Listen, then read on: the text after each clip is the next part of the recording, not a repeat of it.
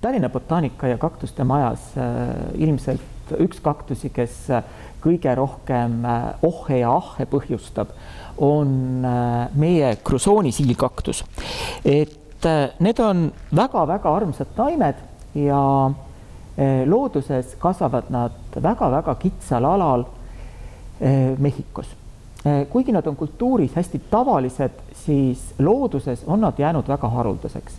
Suur osa nende looduslikust levilast jäi 1970-ndatel Zampani hüdroelektrijaama veehoidla alla ja väga suur osa nendest taimedest hävines. Nii et Mehhikos on nad üsna karmilt looduses kaitstud.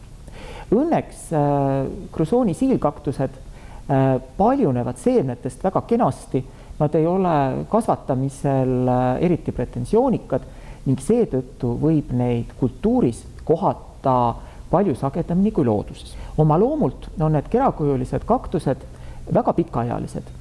Et on täiesti normaalne, kui üks täiskasvanud taim, mille kõrgus võib olla kuni 1,5 meetrit ja läbimõõt sama suur, on isegi 150 aastat vana või natuke rohkem.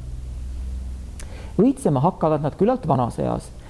Tavaliselt alla 4-50 aastased taimed veel ei õitse. Ja kui me nüüd räägime sellest, kui populaarsed nad on kogu maailma haljastuses, siis tänu sellele on nad saanud ka väga palju rahvapäraseid nimesid. Eestlased on olnud rahvapärase nime andmisel küllalt leebed. Nemad kutsuvad teda tänu värvile ja ilusale kujule kullakeraks. Inglased on olnud ka suhteliselt leebed. Nemad kutsuvad teda golden barrel ehk siis tõlkes kuldtünn.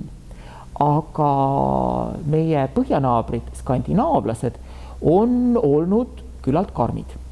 Nemad kutsuvad seda imearmsat kerakujulist kaktust ämmatooliks. Ei tea, kas neil on eriti hea fantaasia või lihtsalt on Skandinaavias väga kurjad ämmad.